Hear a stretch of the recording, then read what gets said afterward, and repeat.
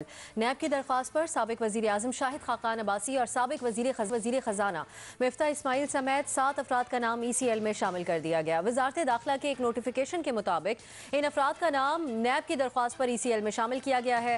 NAB کی جانب سے درخواست کی گئی تھی کہ ان افراد پر قومی خزانے کو نقصان پہنچانے، اختیارات کا غلط استعمال کرنے، غیر قانونی اور کرپشن کے طریقوں کو استعمال کرنے اور 36 ارب 96 کروڑ 90 لاکھ روپے کے کیس میں ملوث ہونے پر ان کے نام ای سی ایل میں شامل کیے جائیں، جس پر وزارت داخلہ نے ان تمام افراد کی بیرون ملک سفر کرنے پر پابندی عائد کرتے ہوئے اس فہرست میں ان کے نام شامل کر دیے۔ وزارت داخلہ کی جانب سے جن افراد کا نام ای سی ایل میں شامل کیا گیا ان میں سابق وزیر اعظم شاہد خاقان عباسی، سابق وزیر خزانہ مفتاح اسماعیل، مبین سولت، شاہد اسلام الدین، عمران الحق، عظمی عادل خان اور عامر نسیم شامل ہیں۔ اسی معاملے پر گفتگو کریں گے اپنے پینل سے۔ سوال اس طرح سے ہے، شاہد خاقان اور مفتاح میں 7 افراد کے نام ای سی ایل میں شامل، وزارت داخلہ نے نیب کے کہنے پر نام ای سی ایل میں ڈالے۔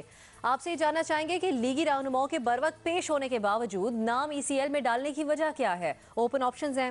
سب سے پہلے ہم ارشاد بھٹی صاحب کی طرف جائیں گے۔ ارشاد بھٹی صاحب، کیا وجہ ہے آپ کے خیال میں؟ دیکھیے، پہلی بات تو یہ ہے کہ میں یہاں یہ ضرور کہنا چاہوں گا کہ شاہد خاقان عباسی صاحب سے 100 اختلافات آپ کر سکتے ہیں، مگر مجھے نہیں لگتا کہ ان کا نام اگر ای سی ایل میں ہوتا یا نہ ہوتا تو وہ بھاگ جاتے یا کہیں چلے جاتے، بلکہ ابھی تو ان کا نام ای سی ایل میں تھا تو وہ بیرون ملک سے واپس آئے ہیں۔ لیکن بات وہی ہے کہ نیب کرے بھی کیا؟ حسن حسین صاحب پتلی گلی سے نکل چکے ہیں، ڈار صاحب کا نام ای سی ایل میں نہیں تھا، چلے گئے اور لندن سے ابھی ہمیں معیشت پہ بھاشن دیتے ہیں۔ شہباز شریف صاحب کے اہل خانہ جا چکے ہیں، شہباز شریف صاحب کے داماد علی عمران کا نام ای سی ایل میں ڈالنے میں دیر ہو گئی اور وہ نکل گئے۔ اور سن لیں، سلمان شہباز کو 25 اکتوبر 2018 کو نیب نے نوٹس دیا کہ 30 اکتوبر کو پیش ہوں اور 7 سوالوں پر 7 سوال نامہ دیا۔ انہوں نے میرے خیال سے سوال نامہ پڑھا اور 3 دن پیشی سے پہلے وہ بھی انہوں نے فلائٹ پکڑی اور لندن جا پہنچے۔ اور ابھی کل ہی جب اسحاق ڈار صاحب کا کیس سپریم کورٹ میں تھا تو سپریم کورٹ نیب سے پوچھ رہی تھی کہ آپ یہ چلے کیسے گئے، آپ نے ان کا نام ای سی ایل میں کیوں نہیں ڈالا تھا؟ تو لہٰذا یہ ہسٹری ہے جس کی وجہ سے یا وہ خوف ہے یا وہ تشویش ہے یا وہ ڈر ہے جس کی وجہ سے نیب نے ان کے نام ای سی ایل میں ڈالے ہیں۔ لیکن مجھے یہاں پھر ایک دکھ ہو رہا ہے، ابھی کل ہی قومی اسمبلی میں بتایا گیا ہے کہ پاکستان کے 641 کے قریب لوگوں کے نام ای سی ایل میں ہیں اور یہ بھی پاکستانی ہیں، اور کچھ مجھے یقین ہے کہ ان میں سے بھی بہت سارے ایسے ہوں گے کہ جو خواہ مخواہ جن کو رگڑا لگ رہا ہوگا، خواہ مخواہ جن کے نام ای سی ایل میں ہوں گے، بے گناہ ہوں گے، رسوا ہو رہے ہوں گے، لیکن ہمیں 5-7 لوگوں کے درد دکھوں کا احساس ہے، باقی کسی کا ہے نہیں۔ بس یہ ان کی وجہ یہ بھی ہو سکتی ہے کہ یہ سو کارڈ لیڈر نہیں ہے، رہنما نہیں ہے، سیاستدان نہیں ہے، مشہور نہیں ہے، ان کی بھی بات کبھی کر لینی چاہیے۔ یہ شاہد خاقان عباسی اور باقی سارے تو اپنی بات خود بھی کر سکتے ہیں اور ہر روز کرتے ہیں، ان کی کون سنے گا اور ان کی کون بات کرے گا؟ اوکے بھٹی صاحب، نیائی صاحب، یہ خوف درست ہے نیب کا کہ یہ افراد ملک سے باہر چلے جائیں گے اس لیے ان کے نام ای سی ایل میں ڈالے جائیں؟ صاحب، میں تو اپنی خیر منا رہا ہوں، کیونکہ مجھے لگتا یہ ہے کہ جو بندہ بھی افیکٹولی بولتا ہے، پریس میں آتا ہے، اس کی بات چھپتی ہے، اس کی بات سنی جاتی ہے، تو اس کو یا نیب جو ہے اس کے خلاف انکوائری کر رہا ہوتا ہے، یا اس کو گھسیٹ رہا ہوتا ہے، یا اس کو لبا ڈالا ہوا ہوتا ہے، یا اس کا نام جو ہے پھر ای سی ایل میں آ جاتا ہے۔ تو مجھے تو بالکل نہ مفتاح کی فکر ہے، نہ شاہد خاقان عباسی صاحب کی فکر ہے، مجھے تو اپنی فکر پڑی ہوئی ہے کہ میرا کیا بنے گا کالیا۔ تو یہ قسمت تو نہیں ہے، لیکن یو نیور نو، کیونکہ جب آپ جو ہے اگر آر سی کی ریٹنگ زیادہ اچھی ہو گئی تو ہم پھنس گئے۔ مٹھائی بانٹے اب یہ بھٹی صاحب روزانہ جا کے گواہی دیتے ہیں، آئی وٹنس اکاؤنٹ ان کے پاس ہے، بالکل ایف آئی آر کٹی تو یہ میرا چھوٹا پیارا بھائی جو ہے سب سے پہلے میرے خلاف جا کے گواہی دے گا۔ دیکھیں، یہ ملک نہیں ہے، یہ ایک بالکل ایک مزاحیہ مملکت بن چکی ہے۔ اس کے اندر جتنی تحقیر انسانیت کی ہو رہی ہے، جتنی قانون کی تضحیق ہو رہی ہے، نواز شریف صاحب لندن سے بیٹی کے ساتھ یہاں جیل میں آئے، کون سی جب انہوں نے نہیں بھگتی؟ شہباز شریف سے کب پیش نہیں ہوئے؟ خاقان عباسی کل تک انہوں نے بلایا، انہوں نے کہا جب بلاؤ گے آؤں گا۔ دیکھیں، یہ تضحیق کرنا چاہتے ہیں، یہ کسی اور مار پہ ہیں، وہ مار جو ہے وہ اس کو بھی پڑے گی اور پاکستان کو بھی مار پڑے گی، جدھر یہ جائے لے کے جانا چاہتے ہیں ملک کو۔ ان کو اندازہ نہیں ہے کیا کرنا چاہتے ہیں اس مملکت کے ساتھ۔ स्कीमें आ रही है, स्कीम भी आ रही है, क्या निज़ाम होगा? इमरान खान साहब जो है वो आया इलेक्शन करवाएंगे नहीं करवाएंगे, स्नैप इलेक्शन तो नहीं हो रहे, ये कुछ भी कर लें पाकिस्तान इस नामसाइद हालात में, जब आप बिल्कुल एक इकोनॉमिक कोलैप्स के करीब पहुंचे हुए हैं, इंडिया आपके सर के ऊपर धाड़े मार रहा है, ईरान के साथ ताल्लुकात खराब हो चुके हैं, अफगानिस्तान आपको आगे दिखा रहा है, अब अमेरिका फारिग होती है आपके साथ क्या करने वाला है, उसके अंदर इस कौम के साथ अब ये गिनती पूरी कर रहे हो? ठीक नहीं सर, किसने क्या किया? अपने साहब पाकिस्तान का कितनी दफा हम बेड़ा गर्क करेंगे इस मुमलिकत का? खुदा के वास्ते इस मुमलिकत को अपने मुफाद के लिए रहने दो। ये काम जो कर रहे हैं ये मामूली काम है, इससे कोई फर्क नहीं पड़ेगा। शायद खान अब्बासी को आप ना उसमें नहीं, मुशर्रफ साहब नहीं तो जेल में डाल के तोड़ सके थे, वो बड़ा जरी आदमी है।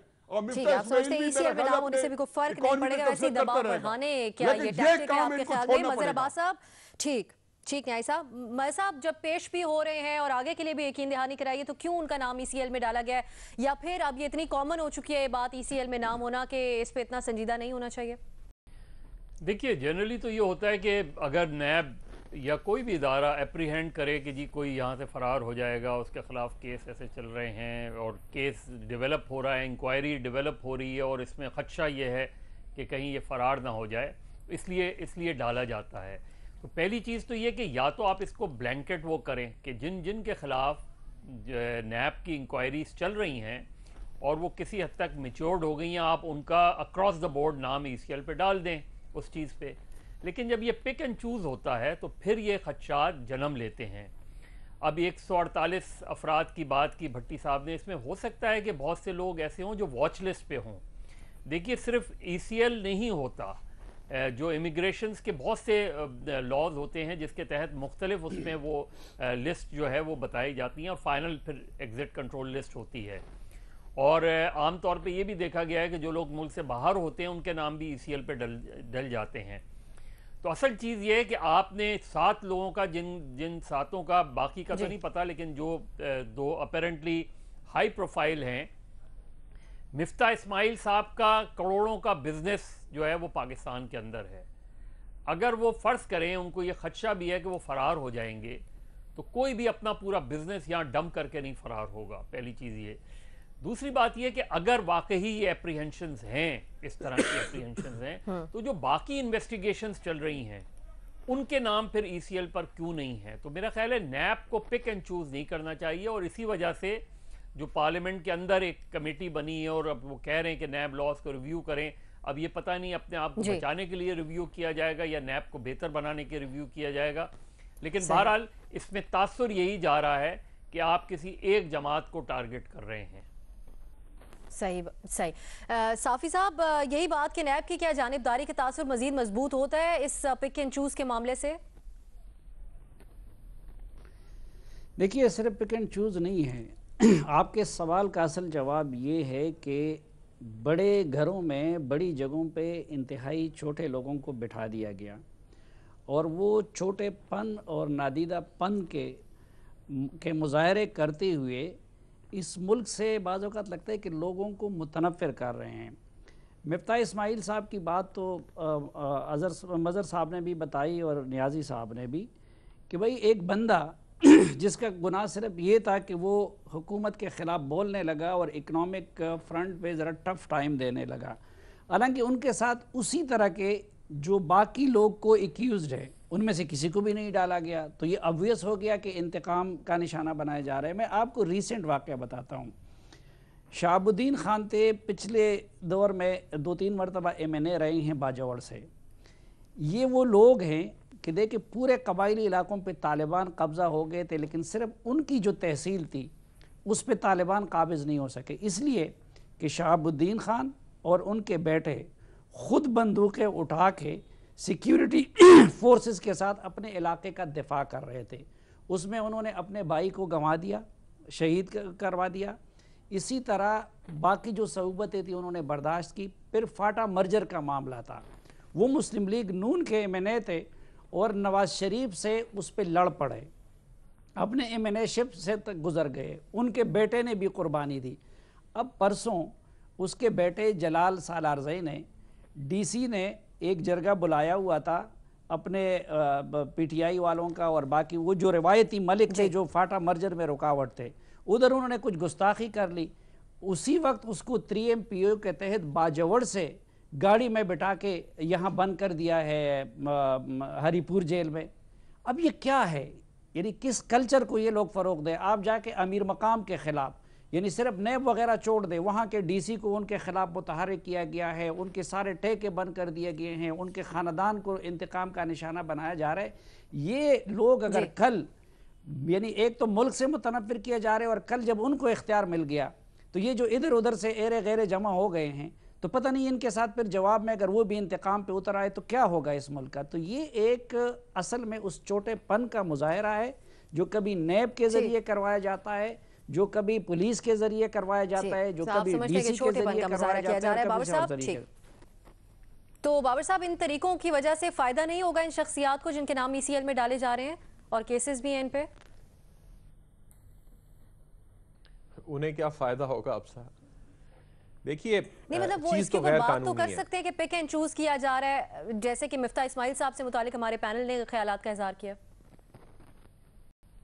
دیکھیے پہلی بات تو یہ کہ انٹیریئر منسٹری نہیں ڈال سکتی قانوناً، خالی کیبنٹ ڈال سکتی ہے کسی کو ECL پہ۔ دوسرا اب بڑا سیٹل لا ہے کہ آپ الزام کے بیسس کے اوپر کوئی آپ کے خلاف انویسٹیگیشن چل رہی ہو، کچھ بھی ہو، اس بیسس پہ آپ نہیں ڈال سکتے۔ شہباز شریف صاحب کو ڈالا، انہوں نے چیلنج کیا اور عدالت نے آرڈر کر دیا کہ ہٹائیں ان کا نام، اور بے تحاشا اس طرح کے مقدمے جو ہم روز کرتے ہیں جس میں ECL پہ ڈال دیتے ہیں یہ اور پھر آپ عدالت کے پاس جاتے ہیں۔ لیکن پرابلم کیا ہے؟ یہ خالی بات نہیں ہے کہ آپ پولیٹیکل سٹیٹمنٹس دیں کہ دیکھیں ہمارے ساتھ زیادتی ہو رہی ہے۔ مفتاح اسماعیل کی، شاہد خاقان عباسی کی، ان کی اپنی اپنی زندگیاں بھی ہیں۔ یہاں پہ آپ ایک پولیٹیکل افیلیشن کی کاسٹ انہینس کر رہے ہیں، اور کیسے کر رہے ہیں کہ شاید خاقان باہر گئے اپنی بہن سے ملنے، واپس جب ابھی پہنچے نہیں تھے تو اس سے پہلے آپ نے ECL پہ ڈال لیا۔ اور بھی پلانز ہوں گے، لوگ باہر ٹریول کرنے جاتے ہیں، کوئی پارٹیسپیٹ کرنے جاتے ہیں کانفرنسز میں۔ مفتاح جا رہا تھا لنڈن کسی کانفرنس میں کرنے کے لیے، آپ نے اسے پہلے اسے بتا دیا کہ جی ہم آپ کو ECL پہ ڈال رہے ہیں، آپ نہیں جائیں۔ پھر کیا اس کا کانسیکوینس کیا ہے؟ کسی وکیل کو ہائر کریں گے، پیسے دیں گے، عدالت جائیں گے، اس کے بعد آپ کے حق میں فیصلہ آ جائے گا، پھر حکومت امپلیمنٹ نہیں کرے گی، پھر آپ ایک کنٹیمپٹ فائل کریں گے، پھر عدالت کہے گی جی اس کا نام ہم نے کہا تھا نکال دیں، آپ نے ابھی تک نہیں نکالا۔ تو یہ جو پرانے زمانے کے بکری چوری اور پانی چوری کیس تھے، اس میں کیا ہوتا تھا کہ ریاست آپ کو یہ سمجھانے کی کوشش کرتی ہے کہ آپ ریاست کے ساتھ پنگا لیں گے تو آپ کو ہم بڑا خراب کریں گے۔ تو یہ چیز، اس کی سنوائی اور یہ میسج دیا جا رہا ہے، بے شک وہ مفتاح اسماعیل ہوں، کہ بھائی آپ کو منع کیا ہے کہ آپ جس پارٹی کے ساتھ افیلیٹڈ ہیں اس وقت وہ پارٹی زیر تاب ہے، آپ کیوں اس کے بارے میں بات کرتے ہیں، آپ کیوں اس کے بارے میں لکھتے ہیں۔ جو گھر کے بڑے ہوں گے وہ انہیں بٹھا کے سمجھا رہے ہوں گے کہ یار تمہارے ساتھ یہ کیوں کر رہے ہو، آج تمہارے ساتھ کر رہے ہیں کل بزنس کے ساتھ کریں گے۔ تو یہ رول آف دا جنگل جن ملکوں میں ہوتا ہے وہاں پہ اس طرح کے کام ہوتے ہیں۔ ہمارے ملک میں ہے رول آف دا جنگل اور وہاں پہ ہو رہے ہیں اس طرح کے کام۔